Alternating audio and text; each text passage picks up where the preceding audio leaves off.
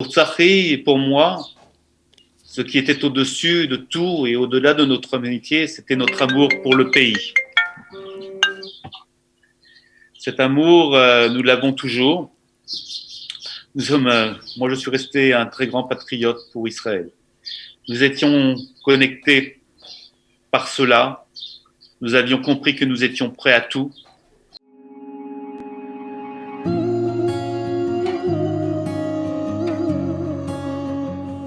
Stéphane, bonjour. Attendez, j'attends. Hop, non, on vous entend très bien. On t'entend, Stéphane, voilà. C'est bon. Vous m'entendez? Oui, on t'entend très bien. Alors Stéphane, je disais en introduction que tu as fait, on te connaît bien puisque tu es projecteur à la mairie de Tel Aviv et que tu as fait la guerre du Liban. Est-ce que tu veux commencer, avant de nous rappeler le souvenir de ton compagnon d'armes, commencer par cette arrivée un peu rocambolesque peut-être au Liban? À Beyrouth. Oui, écoute, c'est très simple. Moi, j'étais arrivé 2 ans avant en Israël. J'étais au lycée français de Jérusalem et donc je suis rentré à l'armée en 1981. Et quelques mois après, pratiquement moins d'1 an après, la guerre du Liban commençait. Et donc, pour moi, c'était une sorte de choc, je dirais, de choc culturel. J'étais dans une unité d'élite, une saïrette, comme on appelle ça aujourd'hui comme ça, déjà à l'époque. Et c'est vrai que j'étais avec de braves garçons. Et c'est vrai que hier soir, en allumant ces bougies, je pensais à certains qui sont tombés pendant cette première guerre, après d'autres opérations qui sont passées ailleurs, pendant la seconde guerre du Liban aussi, à tous ces garçons qui sont tombés autour de moi pour défendre notre pays, pour qu'on puisse vivre tous ensemble dans ce pays qui nous est cher. Alors, est-ce que tu veux commencer par évoquer la mémoire de quelqu'un qui t'est proche, ou tu veux parler peut-être de votre arrivée au Liban? Qu'est-ce que tu préfères? Non, je vais d'abord parler de Tsahri, de cet ami qui m'est proche, et après je parlerai de cette arrivée au Liban parce qu'il y a eu un moment un peu, je dirais, rigolo dans ces moments difficiles, comment on est arrivé sur Beyrouth, où on a pu gagner, grâce à mon français, je dirais, à cette langue française, quelques heures pour rentrer, je dirais, dans Beyrouth. Alors, qui était Tsahri voilà. Pour toi? Alors, je vais vous dire comment les choses se sont passées. Voilà. Hier, chaque année, je reçois un coup de téléphone de Sima, qui est la maman de Tsahri avec qui je suis toujours en contact.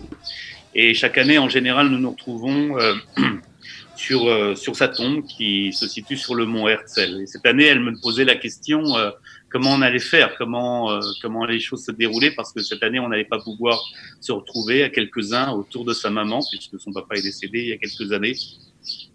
Et elle me posait la question et je lui ai dit, écoute, on va attendre que tout ça se passe, et bien sûr qu'on ira ensemble au cimetière après Yom HaZikaron, parce qu'il est important pour nous d'aller nous recueillir sur sa tombe. Et Tsahri était d'abord un combattant, était un ami. Tsahri était un frère d'armes qui est parti trop tôt. Il avait 20 ans.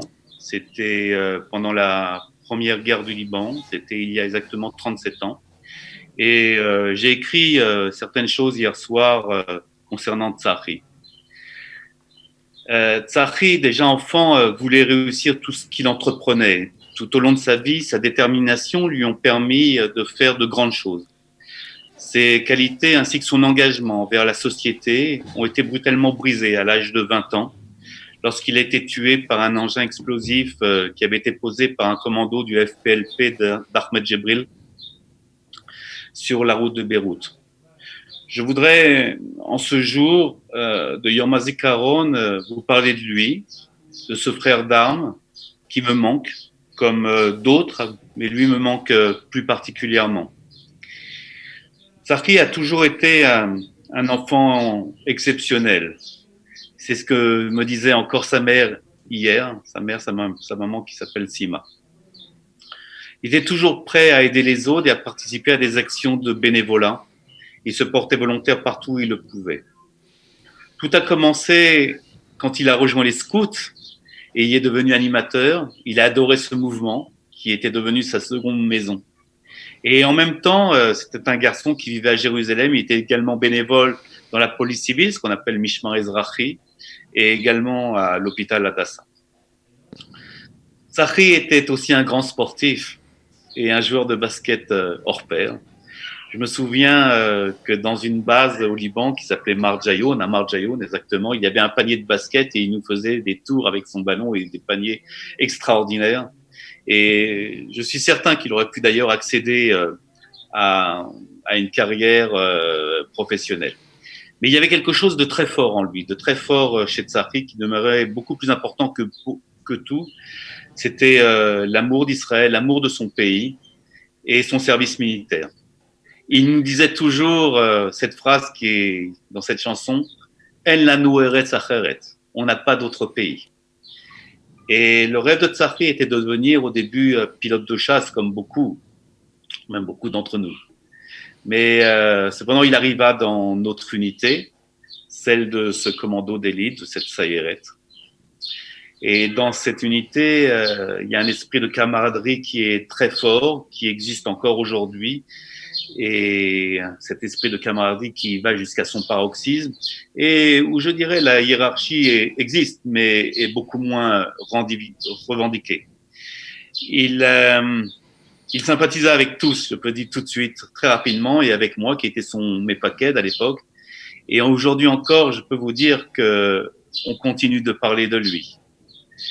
Pas mal de fois dans l'année, quand on nous semble, on se retrouve entre anciens camarades, anciens copains d'armée, autour d'une bière, et c'est sûrement d'ailleurs une forme de thérapie.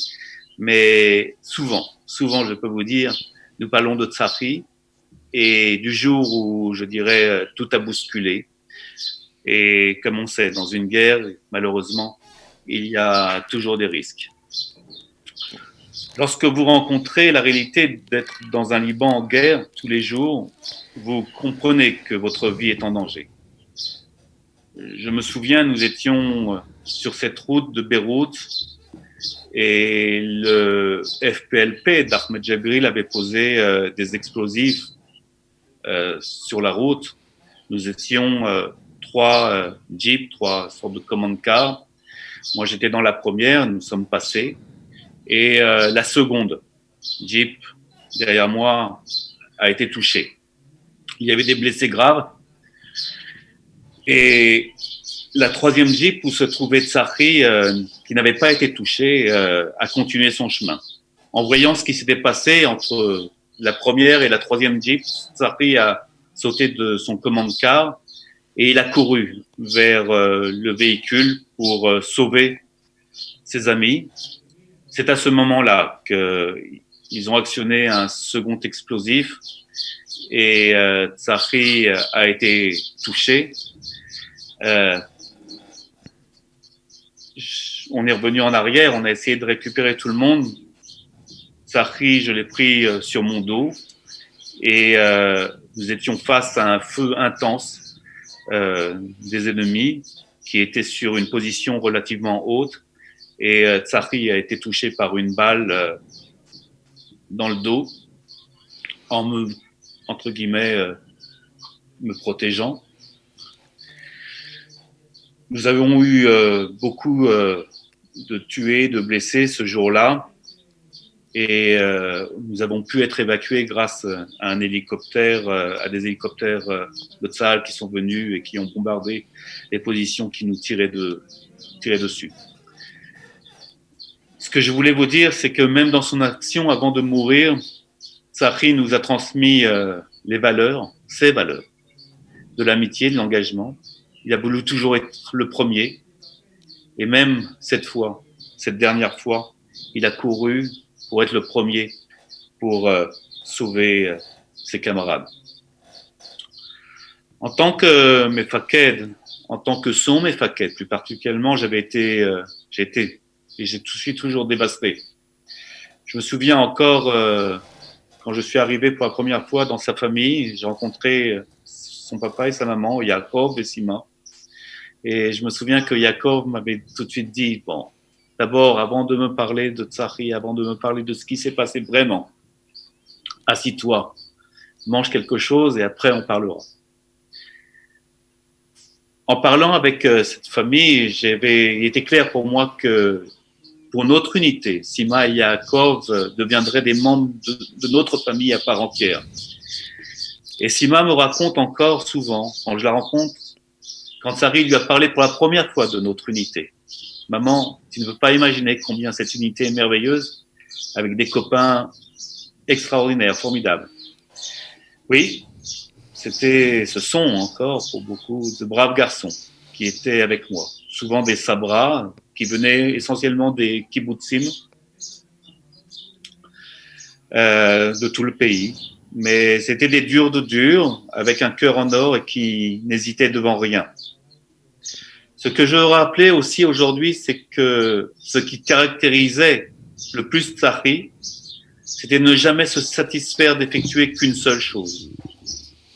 Je ne connais pas beaucoup de gens qui ont fait autant de ce que Tsahri a réussi à réaliser à son âge. Tsahri aimait la vie. Il adorait la vie. Et c'est un véritable manque. Tout au long de sa vie, Tsahri a toujours été un modèle pour ceux qui l'entouraient. Sa mère raconte qu'à la fin de sa période de tironou, de ses classes, elle le pria d'aller rejoindre une unité moins combattante, de ne pas être sur le front. Cependant, à la fin de ses classes, son mefaked, pendant sa période de tironou, lui a dit « Tu es le meilleur ici et nous avons besoin de toi ». Sima se souvient quand Tsahri lui a dit « Mon commandant m'a demandé d'y aller, ils ont besoin de moi, c'est mon devoir, c'est mon choix et définitif ». Souvent, elle me dit qu'elle regrette encore de ne pas avoir parlé à son commandant, dit-elle, mais je le comprends, je les comprends. Je pense que ce que l'on peut apprendre de Tsahri, c'est tout d'abord d'avoir toujours été exemplaire, être tout le temps le premier, de toujours faire de son mieux, de ne pas être égocentrique, savoir mettre ses désirs personnels de côté pour faire le bien autour de soi. Pour Tsahri et pour moi, ce qui était au-dessus de tout et au-delà de notre amitié, c'était notre amour pour le pays. Cet amour, nous l'avons toujours. Moi, je suis resté un très grand patriote pour Israël. Nous étions connectés par cela. Nous avions compris que nous étions prêts à tout pour protéger notre pays. Tsahri disait que l'on ne peut pas attendre qu'une autre personne nous protège à notre place. Et c'est exactement ce que Tsahri faisait tranquillement et modestement de sa place. Où serions-nous aujourd'hui sans ces personnes, ces soldats qui sont prêts à faire plus que ce qui leur est exigé? Que serions-nous sans ces personnes qui utilisent leurs compétences pas seulement à des fins personnelles? Tsahri était une de ces personnes. C'est ainsi que nous pouvons vivre dans cette société, dans notre société. Et malgré les apparences, c'est une société qui n'est pas individualiste. Alors Stéphane, c'est vraiment un très beau témoignage. Très beau témoignage. J'ai une question quand même à te poser, Stéphane. Tu nous as parlé des qualités de ton ami Tsahri. Est-ce que ces qualités, tu essayes aujourd'hui encore? On parle de plus de 30 ans de cette époque. Est-ce que tu essayes encore de les mettre à profit? C'est-à-dire que c'est pour toi un guide pour ta vie quotidienne? Oui, Tsahri était un exemple pour moi. Tsahri était un exemple parce que Tsahri avait une volonté d'être toujours le premier, de vouloir faire sans rien dire, de vouloir faire silencieusement. C'était quelqu'un, comme je dis souvent, qui était dans le faiseux et non pas dans le diseux. C'était un garçon qui avait énormément de qualités humaines, qui était prêt à se sacrifier pour les autres. C'était un mensch. C'est très touchant, Stéphane, parce qu'on a beaucoup parlé des douleurs des parents vis-à-vis de leurs enfants. On a aussi parlé cette année des frères et sœurs qui ont perdu un grand frère ou un petit frère. Mais là, c'est vrai que la douleur des copains, on n'en parle pas souvent. Et pourtant, on sait combien l'amitié est fondatrice quand on a 20 ans, par exemple. Eh bien, c'était touchant de voir que les copains ont aussi la mémoire longue. Merci vraiment d'avoir témoigné pour lui. Alors peut-être l'histoire de comment tu es rentré à Beyrouth avec ton unité. Il était avec vous encore, Tsahi, à cette époque, quand vous êtes rentré à Beyrouth, ou c'était après? Il n'était pas encore avec moi. Il n'était pas encore avec moi. C'était un autre épisode. Ok, d'accord. C'était juste un petit peu avant. Oh, c'est une histoire un petit peu rigolote. Nous étions rentrés. Nous avions ouvert la route pour rentrer sur Beyrouth. Et ce qui s'est passé, c'est que nous sommes tombés sur un barrage des Nations Unies, de l'ONU, et ce barrage était tenu par des Français qui étaient déjà au Liban. Il y avait d'autres nationalités, mais là, ce barrage était tenu par des Français. Et ce qui s'est passé, c'est que mon Magad, je ne sais pas comment on dit, mon chef de bataillon, je ne sais pas, s'approche, revient vers nous et il dit, je sais qu'on a parmi nous quelqu'un qui parle français ou un Français. Est-ce que... Tu étais jeune soldat à l'époque alors? J'étais jeune soldat. Et il demande à Shlomo, qui était mon même P à l'époque, qui demande, je sais que tu as un soldat qui est d'origine française. J'étais le seul au Lechadaj dans mon unité. Alors, Shlomo dit, oui, c'est Stéphane. Il fait, Stéphane Anagan, parce qu'on m'appelait Stéphane Anagan, parce que quand j'étais maguiste et quand je tirais au mag, je jouais de la musique en tirant, enfin, peu importe. Alors, du coup, je monte dans sa Jeep. Et je me souviens, j'arrive devant ce barrage des Nations Unies de l'ONU française. Et pour moi, c'était un choc parce que j'ai vu des garçons qui étaient rasés, propres sur eux, les chaussures cirées. Et moi, j'arrivais avec quelques jours de guerre en plein de poussière, sale au possible, enfin bref. Et mon Magad, mon Mefaked, il me demande, écoute, essaye de faire ton possible pour leur parler en français pour pouvoir, si on a une possibilité de parler, de passer là. Si on passe par là, on gagne pas mal d'heures. Autrement, de toute façon, il faudra qu'on contourne par une sorte de colline, de montagne. Bon. Alors, je m'approche devant ce soldat et je lui fais, voilà, dans mon meilleur français, bonjour, j'aimerais savoir s'il y a une possibilité de m'entretenir avec votre officier supérieur. Alors, ce garçon est complètement perturbé de me voir parler aussi bien le français et il me répond en anglais, comme ça, il me fait « You want to speak with my officer ?» Alors, je fais « Oui, j'aimerais parler avec votre officier. » Et tout d'un coup, sort du baraquement une sorte d'officier, je sais pas, des colonels, je sais pas. Il fait, qu'est-ce qui se passe là?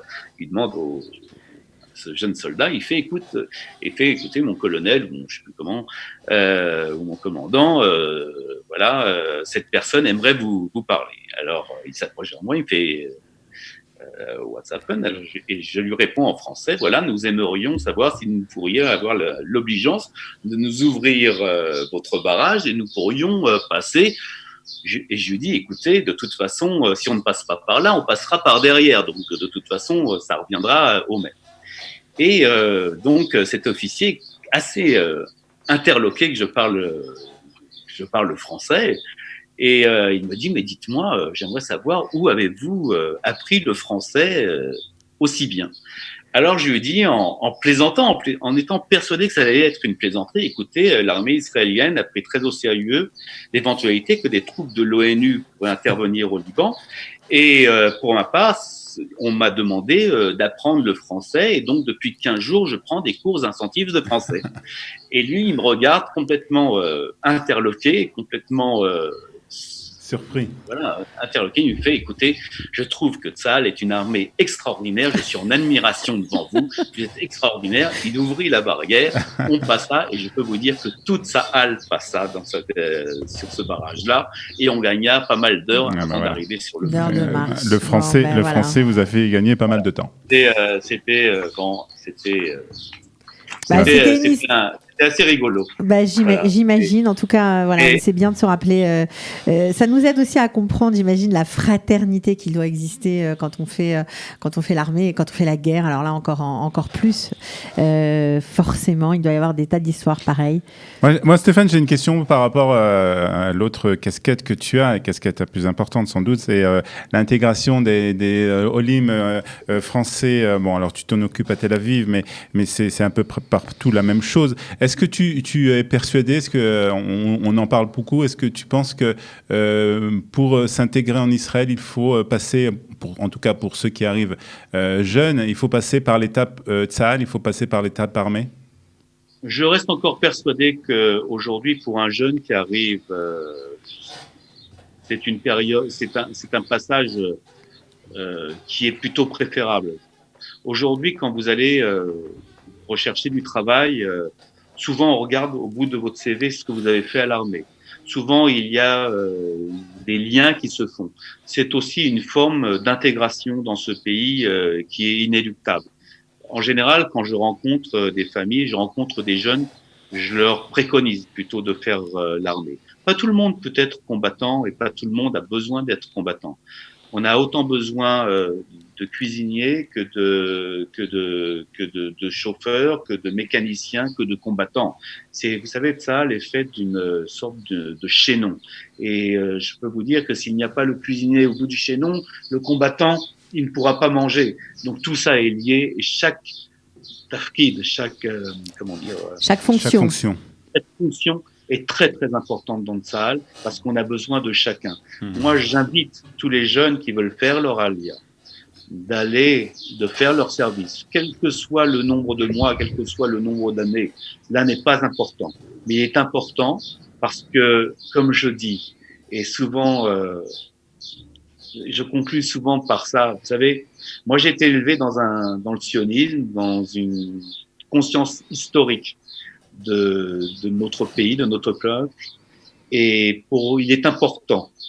Et après, on peut être extrêmement fier de faire partie de cette grande famille des soldats d'Israël. Très bien, merci beaucoup Stéphane pour ce beau témoignage et pour avoir évoqué la mémoire de ton ami Tsahi. Que nous avons mieux connu, voilà, mieux connu grâce à toi. C'est un peu aussi le but. Extraordinaire, et je suis persuadé qu'il aurait été un grand monsieur. Un grand monsieur, mais certainement. En tout cas, c'est ça qui fait aussi la beauté de cette journée, malgré la douleur de toutes ces familles, c'est qu'on connaît, voilà, ces jeunes qui ont arrêté leur vie en plein vol. On les fait revivre et puis parfois, je sais pas si c'est ton cas, Olivier, mais moi, quand j'entends une histoire comme ça, une personne que je connais pas, je vois un visage, parfois on est attiré, on cherche sur Internet qui était cette personne, qui était ce soldat, et parfois, ça nous rentre vraiment dans le cœur et ils nous quittent plus, ils font partie de nous. C'est une autre façon encore de perpétuer leur mémoire. Voilà, merci beaucoup Stéphane. À sa maman, je parlerai de lui en français, mais elle parle pas français, mais j'ai promis à sa maman que je parlerai. C'est fait. On l'embrasse. Vous pouvez lui dire, Stéphane, tu peux lui dire qu'on l'embrasse aussi. C'est chose faite. Merci beaucoup Stéphane, c'était très important.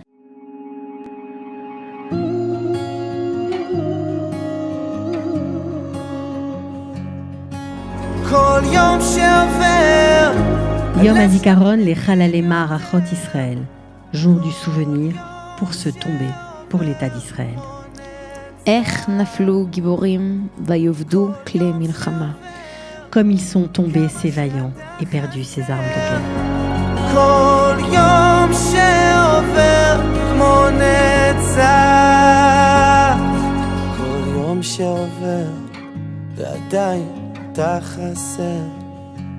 כל יום שעובר כמו נצח.